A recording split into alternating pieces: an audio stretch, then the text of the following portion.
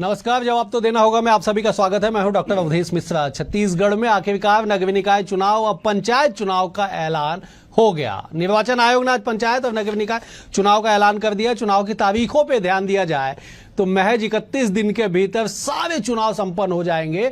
आचार संहिता जो आज से प्रभावी हुई है उसका भी समापन हो जाएगा। मसलन अब ये समझिए कि 11 फरवरी वो तारीख होगी जब 10 नगर निगम में जो तमाम मतदाता होंगे वो अपने पार्षद और महापौर का चयन करेंगे और आखिरी दिन नाम फाइनल होने का 31 जनवरी, मतलब महज 9 दिन का प्रचार और बड़ा घमासान। आज इसी विषय पर चर्चा करेंगे, लेकिन उससे पहले देख लीजिए ये खास रिपोर्ट।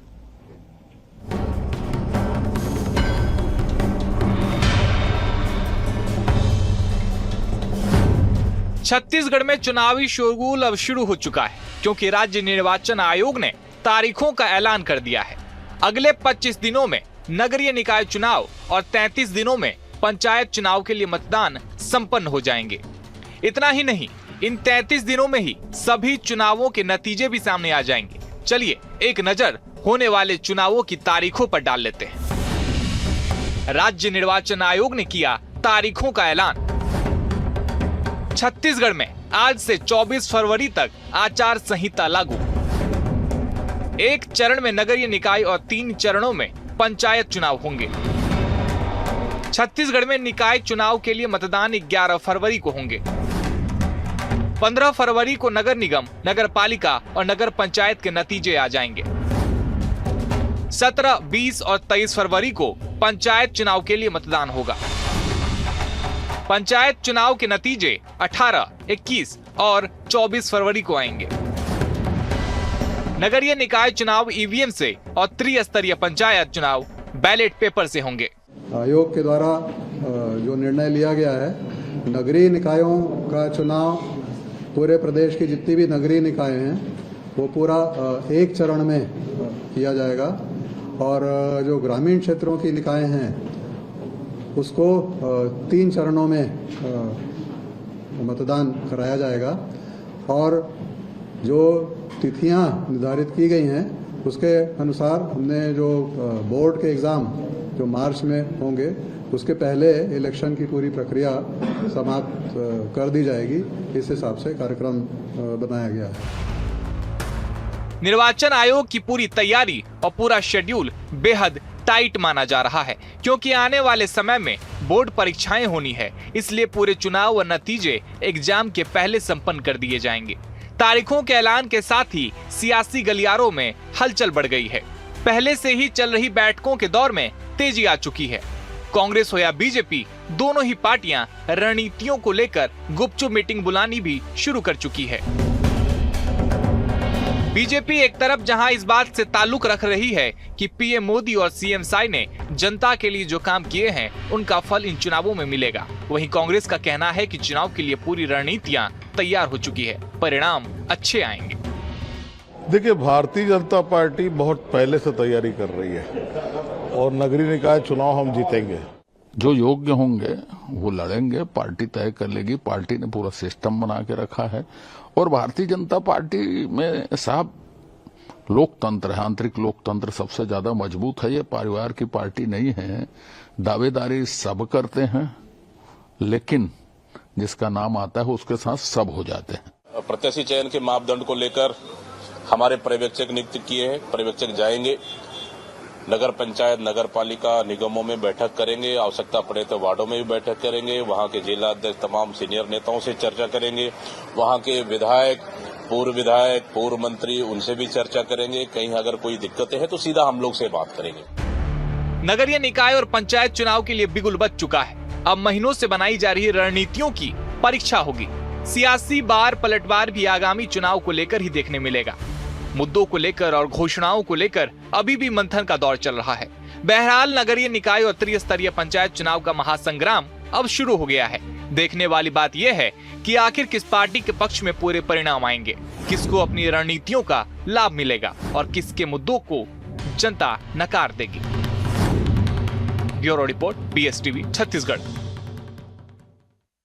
रिपोर्ट को देख के आप समझ गए होंगे कि न केवल प्रशासनिक बल्कि राजनीतिक गलियारों में भी आज की तारीख से हलचल तेज हो चुकी है, क्योंकि बेहद ही कम दिनों के भीतर उन्हें अपना न केवल प्रत्याशी तय करना है बल्कि उनके लिए कैंपेनिंग करके चुनाव भी जितवा के लाना है। दोनों दलों की तैयारियां बेहद तेज है। आज इसी विषय पर चर्चा करेंगे। फिलहाल 3 बेहद ही खास और वरिष्ठ मेहमान हमारे साथ जुड़े। मेहमानों का तारुफ सबसे पहले आपसे करा देता हूं। बीजेपी की ओर से डॉक्टर नवीन मार्कंडेय, वरिष्ठ नेता हैं, विधायक रह चुके हैं। डॉक्टर साहब आपका बहुत स्वागत है। कांग्रेस की ओर से अमरजीत चावला जी हैं, पीसीसी के महामंत्री रह चुके विद्वान प्रवक्ता हैं। अमरजीत जी आपका बहुत स्वागत है। सूबे की सियासत पर पैनी नजर रखने वाले, राजनीति को बेहद करीब से समझने वाले वरिष्ठ पत्रकार आर कृष्णदास जी भी हमारे साथ है। कृष्णदास जी आपका भी बहुत स्वागत है। नवीन जी, मेरा पहला सवाल आपसे है। 11 फरवरी 2025 दिन मंगलवार वो तारीख है जब महापौर और पार्षदों के लिए मतदान कार्य कराए जाएंगे। बीजेपी कितनी तैयार है? जरा तैयारी और जीत हार के दावे पे भी एक समीक्षा कर दीजिए जरा। देखिए, भारतीय जनता पार्टी लगातार तैयारियों में जुटी हुई है और हमारा सभी नगरीय निकाय क्षेत्रों में बैठकें हुई है। हमारे जो दावेदार हैं, जो प्रत्याशी लड़ना चाहते हैं, उन लोगों की लिस्टिंग भी हुई है। हमारे उसके ऊपर जिलों में भी बैठक हुई है और संभागों की भी बैठक हमारा अंतिम है। कल दुर्ग की जो है बैठक होनी है।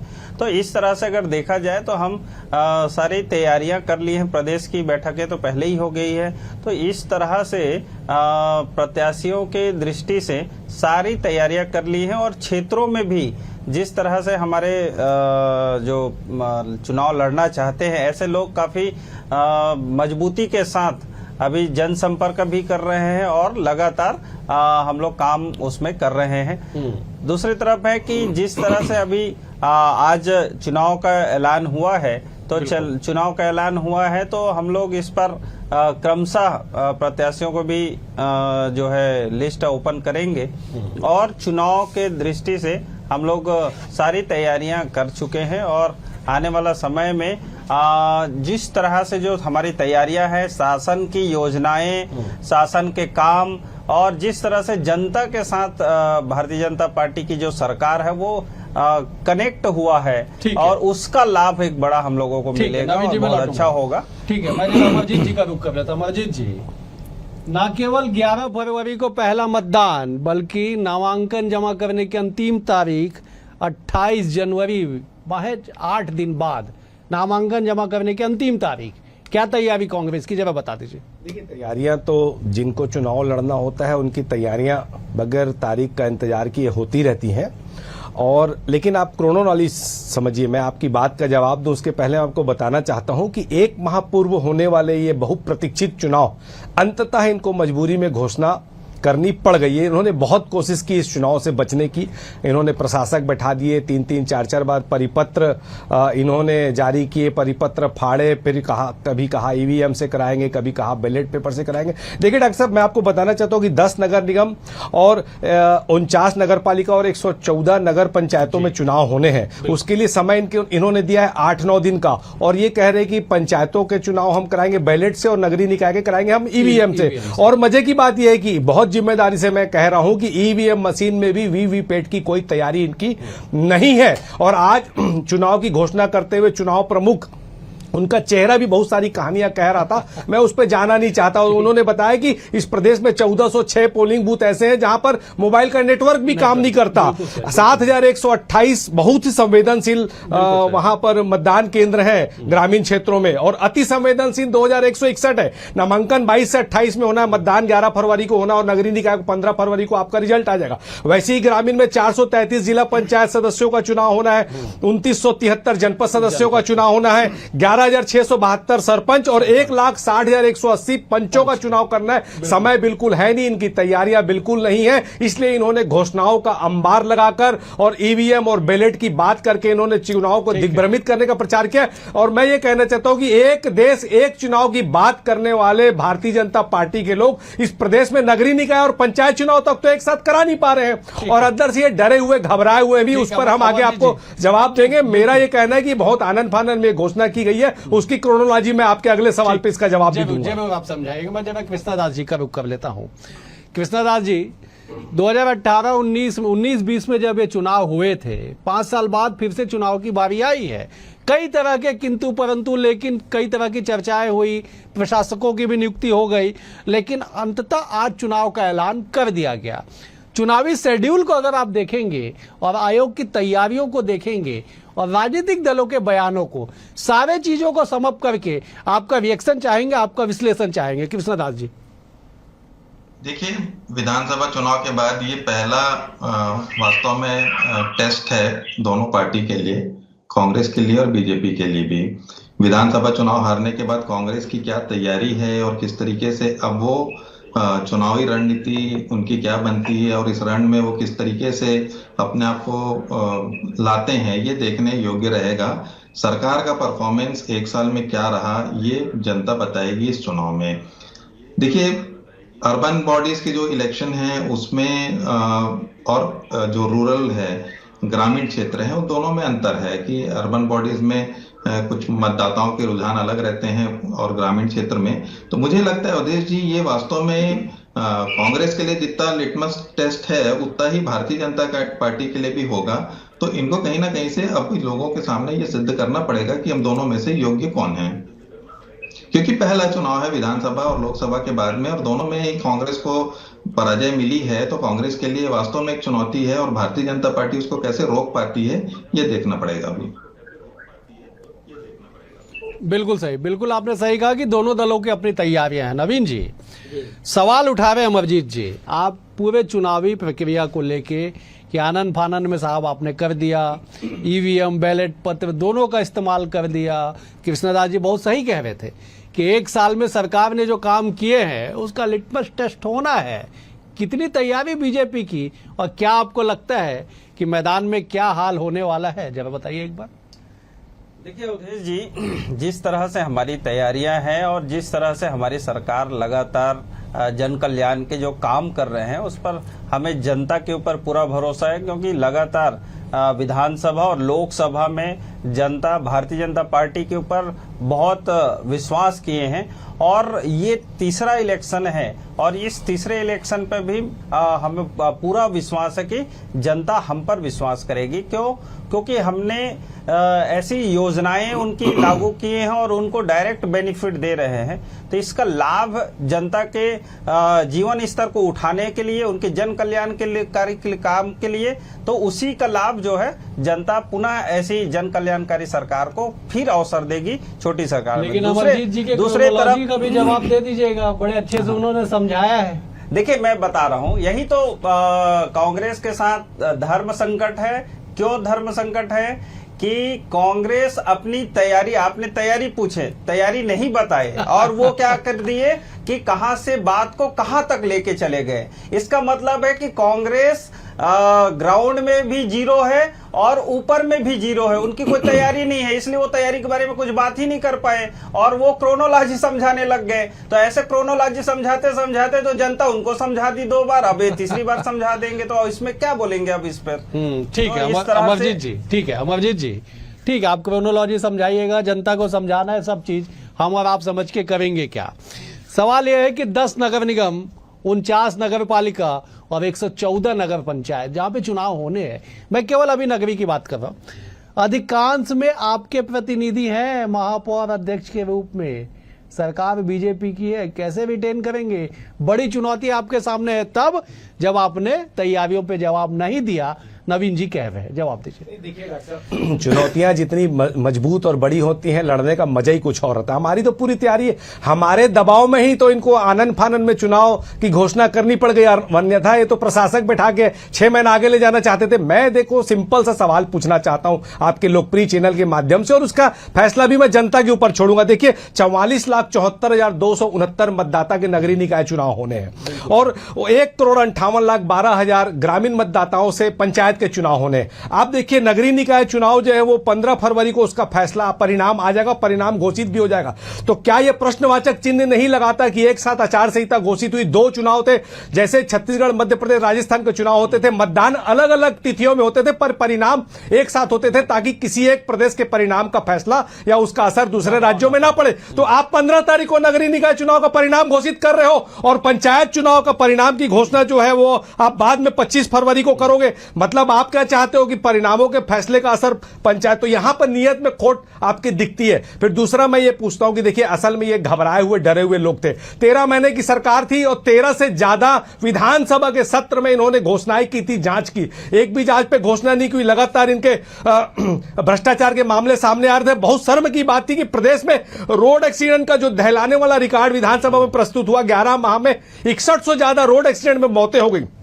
तो इन्होंने देखा कि चुनाव से बच नहीं सकते, हमारा लगातार दबाव था, तो इन्होंने आनंद पानंद में चुनाव की घोषणा तो कर दी, पर उसके पीछे डरे हुए थे, इसलिए लगातार इन्होंने ट्रांसफर उद्योग चलाया जिला पंचायतों में और बाकी जगह में अपने अपने विचारधारा से जुड़े हुए अधिकारियों की पोस्टिंग कर दी। लगातार इन्होंने उद्योगपतियों के लिए विशेष राहत पैकेज की भी घोषणा मुख्यमंत्री जी ने की, ताकि उनसे उद्योगपतियों से चंदा लिया जा सके। पूरा प्रदेश अभी ऐसा चल रहा है जैसे बगैर ड्राइवर की गाड़ी चल रही है। तो ये घबराए हुए डरे हुए इसलिए ये तरह तरह की बातें कर रहे हैं। तो मैं ये जिम्मेदारी के साथ कहना चाहता हूं कि हमारी तैयारी तो पूरी है। आप देखिए, आप अपनी डूबती हुई नाव घोषणाओं के पैकेज पे सवार करके कैसे आप वैतरणी अपनी पार करेंगे। हम तो नगरीय निकाय और त्रिस्तरीय पंचायती चुनाव भारी बहुमत से जीतने जा रहे हैं। ठीक है, मैं लौटूंगा आपके। मैं नवीन जी, मैं इस जवाब आपसे जरूर लूंगा चंदा वाला, लेकिन एक बार मैं जब कृष्णदास जी का रुख कर लेता हूं। कृष्णदास जी, आपने कई चुनाव देखे हैं, न केवल छत्तीसगढ़ बल्कि देश भर के चुनावों पे आपकी नजर होती है, आप लगातार विश्लेषण और आकलन करते हैं। अमरजीत जी जो एक सवाल उठा रहे हैं कि साहब 15 फरवरी को नगरीय निकाय चुनाव के परिणाम आ जाएंगे, 17, 20 और 23 ये 3 तारीख होंगे जब त्रिस्तरीय पंचायत के 3 चरण में मतदान होंगे। तो सवाल तो जायज है, क्या इस परिणाम का प्रभाव या असर उस पर नहीं पड़ेगा? हालांकि पंचायत चुनाव गैर दलीय चुनाव होते हैं। कृष्णदास जी। नहीं, देखिए बिल्कुल ये मुझे भी थोड़ा समझ में नहीं आया, क्योंकि साधारणतः ऐसा होता नहीं है, क्योंकि जब 2 चुनाव एक साथ हो रहे हैं। लेकिन मुझे लगता है कि चुनाव आयोग का अपना फैसला है इसमें। अवधेश जी, आप भी जानते हैं कि सरकार कुछ चीजें रिकमेंड नहीं करती। चुनाव आयोग अपनी एक अलग बॉडी है, वो अपना एक निर्णय लेती हैं। वो क्या सोच समझ के लिए हैं ये तो चुनाव आयोग ही बता पाएंगे, इस पे हम टिप्पणी नहीं कर सकते क्योंकि संवैधानिक बॉडी है। तो देखिए, ये जो व्यवस्था रहती है उसमें कहीं सरकार का योगदान नहीं रहता। वो कौन सी तिथि तय करते हैं और सरकार का भी रिकमेंडेशन पे चुनाव आयोग काम नहीं करता। तो ये चुनाव आयोग क्यों तय किया ये समझ से परे है। और ये लेकिन जो अमरजीत जी बोल रहे हैं उसमें वास्तविकता है कि साधारणतः प्रायः हमको अभी तक ऐसा देखने को नहीं मिलता है। बिल्कुल सही, बिल्कुल आपने सही कहा। ठीक है नवीन जी, 2 सवाल आपके सामने, एक तो यही तारीखों वाला और दूसरा आप राहत के पैकेज का नाव चला के चुनावी बेतरनी उतरना चाहते हैं। गंभीर आरोप है, जवाब दीजिए। देखिए अवधेश जी, जो डेट आए हैं और दोनों, एक नगरीय निकाय है और एक त्रिस्तरीय पंचायत है। बिल्कुल आपने देखे होंगे कि कभी भी सिंबॉलिक जो चुनाव रहता है वो एक साथ उसकी रिजल्ट आता है। नगर निगम की बात हो, पालिका की बात हो, पंचायत की बात हो और उस तरह से पार्षदों की बातें, तो वो एक साथ आ रहा है, वो अलग अलग नहीं आ रहा है। दूसरे तरफ अपन त्रिस्तरीय में जाते हैं तो त्रिस्तरीय का इलेक्शन, जैसे पहला इलेक्शन आपका 17 को है तो 18 को उसकी गणना कर रिजल्ट आ जाएगा। 19 के बाद 20 को फिर एक इलेक्शन होगा, फिर वैसे एक आएगा और उसके बाद 23 को आ जाएगा। तो इसलिए क्रमशः है। दूसरी तरफ है कि हमारे देश के यशस्वी प्रधानमंत्री जी ने जो कल्पना की थी कि एक देश एक चुनाव, उसको माननीय विष्णुदेव साय जी ने साकार करते हुए छत्तीसगढ़ में पहला स्टार्ट कर दिया। तो ये हम लोगों के लिए तो गौरव की बात है। दूसरे तरफ अगर मैं देखता हूं कि जिस तरह से कांग्रेस को डर और भय ऐसा लगने लग गया है कि उसकी हार का स्क्रिप्ट हम पहले कैसे बताएं और लिखें, तो इसने बता दिया कि वीवीपैट है, उसमें नहीं शामिल है, इसमें ये नहीं है, उसमें वो नहीं है, और नगरीय निकाय और इसमें एक साथ नहीं हो रहा है, अलग अलग हो रहा है। कहाँ अलग अलग हो रहा है? आचार संहिता एक बार लगा और एक बार वो कंप्लीट हो रहा है। तो कहीं ना कहीं अगर देखा जाए तो इस तरह से ये अपनी हार को जनता को पहले ही बताने वाला है कि ऐसा ऐसा होना है। दूसरा तरफ अगर देखते हैं तो जांच भी हुई है, हमारी सरकार में अभी जांच कर रहे हैं और बहुत लोग कांग्रेस के जेल में भी जा रहे हैं, चाहे अपराध के मामले में हो, चाहे दंगा करने के मामले में है। कांग्रेस के विधायक से लेकर कार्यकर्ता भी जेल में है। और जिस तरह से भ्रष्टाचार में भी अगर देखा जाए तो उस समय के इन लोगों के साथ काम करने वाले अधिकारी कर्मचारी हो, चाहे इनके नेता हो, अभी कवासी लखमा जी और देवेंद्र यादव जी ये जेल में है। इसका मतलब है कि भ्रष्टाचार में भी हमारा कुठाराघात है और उस पर जो करने वाले जो लोग हैं उसको जेल की हवा खिलाएंगे। और हमारे जो छत्तीसगढ़ में जो लोकतंत्र है उसको सेफ रखने के लिए ये नहीं है कि इसने कहे कि कांग्रेस ने कहे कि यहां प्रशासक बैठा दिए। आप याद करके देखिए 84 से 94 तक 10 साल आपने शासक प्रशासक बैठा के रखे और आपके लोकतंत्र के कितनी आपने क्या हत्या की है वो भी सामने दिख रहा है जनता के। तो इस तरह से अगर देखा जाए तो कांग्रेस अपने ही जो झूठे चाल में बुने हुए जो जाल है उसमें फंस जाते हैं और जनता को मुंह दिखाने के लायक नहीं रहते। चलिए अमरजीत जी आप जवाब दीजिएगा, लेकिन इस बात का जवाब जरूर दीजिएगा कि 7 दिनों के भीतर साहब आपको सारे नाम का ऐलान कर देना है। बैठकों का दौर चल रहा है, आप जानकारी दे रहे थे कि कांग्रेस में बैठकों का दौर चल रहा है। मैंने एक सवाल भी पूछा था आपसे कि आपको रिटेन भी करना है सारा नगर निगम और नगर पंचायत। चुनौतियां तो आप मानते हैं, लेकिन मुद्दे क्या होंगे साहब आपके पास? क्योंकि आपके तमाम मुद्दों को एक उपचुनाव ने खारिज किया है, उसके परिणाम ने, जिस बात का जिक्र राजनीतिक गलियारों में होता रहा है। देखिए डॉक्टर साहब, ऐसा है कि मुद्दे की जहां तक बात करें तो आपको पता होगा कि छत्तीसगढ़ प्रदेश की आधी आबादी वाला समाज, पिछड़ा वर्ग समाज के आरक्षण के साथ जो भेदभाव इन्होंने किया उससे ये घबरा गए और उनको समझ में आ गया कि ये ओबीसी आरक्षण में जो इन्होंने भेदभाव और न्यायपूर्वक कार्रवाई की है उसके चलते अब ये चुनाव तो नगरीय निकाय और त्रिस्तरीय पंचायती चुनाव के हारने वाली। रही बात तैयारी की और लड़ाई की, तो हमारा ये तो धर्म युद्ध के रूप में लड़ाई होनी है भ्रष्टाचार और अन्याय के खिलाफ। तो जैसे कौरवों और पांडवों का झगड़ा हुआ था, कौरवों की सेना बहुत बड़ी थी, कई हजारों लाखों सैनिक थे, पांडवों की सेना छोटी थी पर उनके पास कृष्ण थे। वैसे ही हम अपने कृष्ण रूपी कार्यकर्ताओं के साथ इस धर्म युद्ध की लड़ाई में लड़ेंगे और इस प्रदेश में जो लगातार भ्रष्टाचार हो रहा है, लगातार अन्याय हो रहा है, उसकी लड़ाई हम लड़ेंगे। आप देखिए ये घोषणाओं की बेतरनी पे सवार मैंने जो कहा, हमने कल मैरीन ड्राइव में देखा डॉक्टर साहब कैसी बीएड की बच्चियों के साथ, हमारी बहनों के साथ जो पुरुष थे पुलिस में पुरुष जो थे वो हमारी बहनों के साथ कितना अत्याचार वाला काम कर रहे थे, उनको मार रहे थे। आरक्षण समाप्त किया वो अपनी जगह। अभी देखो धान के अंतर की राशि इन्होंने फटाफट घोषित की, हम फरवरी दूसरे सप्ताह में 850 रुपए देंगे। इन्होंने घोषणा की कि पूरे प्रदेश में हम रेडी टू ईट में महिला सहायता समूह को देंगे, पर 5 जिले की घोषणा की, उसमें भी इन्होंने बहनों के साथ अन्याय किया। इन्होंने कहा कि हम घोषणा की 200 करोड़ रुपए कल रायपुर नगर निगम को दे दिए इन्होंने, स्वच्छता आज दे दिया, स्वच्छता दीदी को 7200 से 8000 दे देंगे बोल दिए, भूमिहीन मजदूरों को सम्मान राशि देंगे बोले। शिवराज सिंह आए दुनिया भर का पीएम आवास की घोषणा करके गए, पहले ही कई लोगों को आवास नहीं मिला और घोषणा करके गए। अभी 24 करोड़ का शिलान्यास आज किए मुख्यमंत्री। अगर ये डरे हुए घबराए हुए नहीं है तो लगातार ये जो 15 दिन से ट्रांसफर उद्योग चला रहे हैं, लगातार 15 दिन से लगातार ये घोषणाएं कर रहे हैं, इससे साफ साबित होता है कि जो शिक्षा कर्मी हो, अभी ओपी चौधरी के पास रोजगार मांगने गए तो बोलता है बंगले में आओ तुमको मैं खेती बाड़ी करना सिखाऊंगा। एक मंत्री जो है पत्रकारों को धमकी दे रहा है, एक पत्रकार की हत्या हो रही है, तो इनको समझ गया चुनाव हम हार रहे, इसलिए ये गोल मोल बात करके बचने का प्रयास कर रहे हैं। मैं लौटूंगा समय रहा था, मैं जब कृष्णदास जी के पास जाता हूं। कृष्णदास जी बड़े आपकी बातों को गंभीरता से सुन रहे हैं। कृष्णदास जी जब राजनीतिक एक बार विश्लेषण करिएगा कि दोनों दलों की तैयारियों को देख के क्या आपको लगता है कि चुनाव कितना रोचक होने वाला है?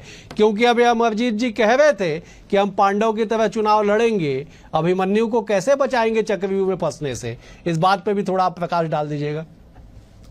देखिए अवधेश जी, राजनीति तो अपनी जगह है। अगर आप लेमैन के दृष्टि से अगर सोचेंगे, और जिसके लिए हम बैठे हैं एक पत्रकार की दृष्टि से, जब हम उस दृष्टि से सोचते हैं तो इस चीज को हमें स्वीकार करना पड़ेगा कि पिछली सरकार के समय में फंड एक सबसे बड़ा इशू था। जो भी अर्बन बॉडीज थी, पंचायत की जो बॉडीज थी, उनमें फंड एक सबसे बड़ा इशू था, फंड का फ्लो नहीं था। बीजेपी सरकार आने के बाद में इस चीज को तो हमें स्वीकार करना पड़ेगा कि फंड की स्थिति मजबूत हुई है, और जो सिविक बॉडीज हैं, अर्बन बॉडीज हैं, उसमें फंड की स्थिति मजबूत हुई है, जिसके कारण कामों की गति मिली है।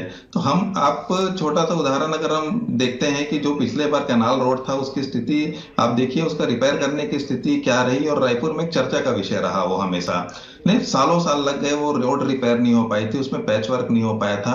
तो ऐसे कई मुद्दे हैं। देखिए, जो नगरीय निकाय के चुनाव है उसमें यही सब मुद्दे हैं अवधेश जी, जो लोगों के बीच में चर्चा का विषय रहते हैं। सड़क, पानी, बिजली, यही सब छोटे छोटे मुद्दे हैं। तो उस मुद्दे में अगर आप देखेंगे तो कहीं ना कहीं से जो फंड की क्राइसिस थी, वो पिछले जो सरकार के समय जो स्थिति थी, वो इस सरकार में आने के बाद कहीं ना कहीं से कंपनसेट हुई है। तो मुझे लगता है कि एक सब बड़े मुद्दे हैं जो एक प्रकार से राजनीतिक मुद्दे रहेंगे, और वो कहीं ना कहीं से ये इस चुनाव में प्रभावित करेंगे उसको। बिल्कुल सही आपने कहा कि कई छोटे छोटे से मुद्दे हैं। नवीन जी, आप तो साहब विधायक रह चुके हैं, आप तो जनता की नब्ज को बेहद करीब से आप जानते हैं। जनता के मन में क्या चल रहा होगा आज? क्या बदला लेने की बात या साथ देने की बात?